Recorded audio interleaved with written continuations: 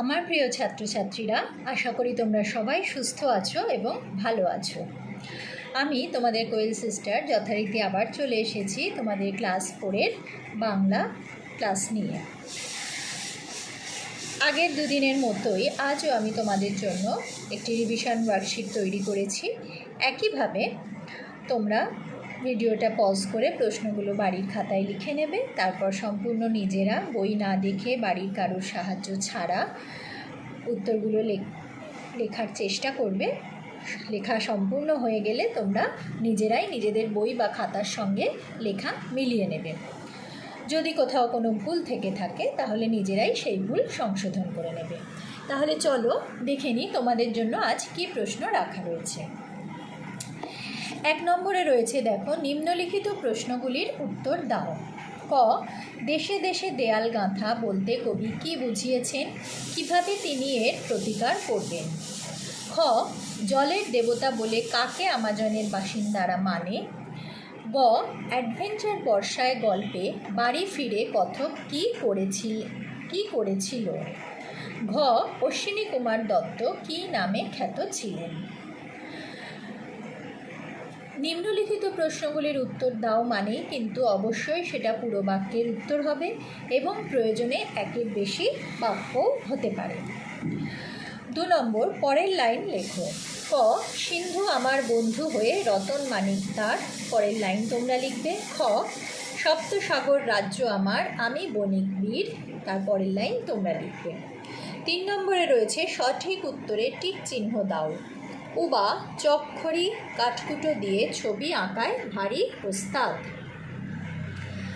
খ, লেখক বোতো উবাকে বন্ধু হিসাবে পেয়েছিলেন। গ, কাজী নজরুল ইসলামের লেখা একটি কাব্যগ্রন্থ হল চাঁদের ওপিঠে সাম্যবাদী। ঘ, আমাজন নদীর নামকরণ করেন ওরেল্লানা আলেকজান্ডার। বুঝতেই পারছো, একটা করে সঠিক উত্তর সঙ্গে একটা করে ভুল উত্তর, যেটা ঠিক তার মাথায় তোমরা টিক চিহ্ন দেবে। এবার রয়েছে কিছু ব্যাকরণের প্রশ্ন।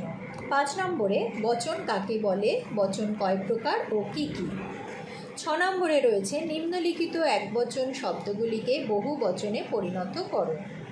মেঘ, কেশ, আম, নক্ষত্র, সে, বই, বন্ধু। 7 নম্বরে রয়েছে, পুরুষ নির্ণয় করো।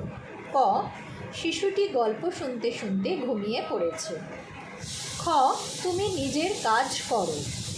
গ, গরমের ছুটিতে এবার আমরা সিমলা বেড়াতে যাব। এই হলো তোমাদের সম্পূর্ণ ওয়ার্কশিট। আমি আরও একবার প্রথম থেকে এটা দেখিয়ে দিচ্ছি। কারোর যদি কোথাও লেখা বাদ পড়ে যায় বা কিছু অসুবিধে থাকলে তোমরা আরও একবার দেখে নিতে পারো। লেখা বুঝতে আশা করি অসুবিধে হচ্ছে না। এই হলো তোমাদের সম্পূর্ণ প্রশ্নপত্র।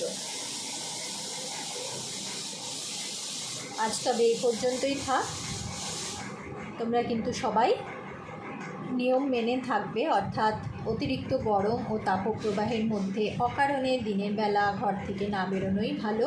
প্রচুর জল খাবে, নিজেরা সুস্থ থাকো, বাড়ির সবাইকে সুস্থ রাখতে সাহায্য করো। আজ তবে এই পর্যন্ত, টাটা।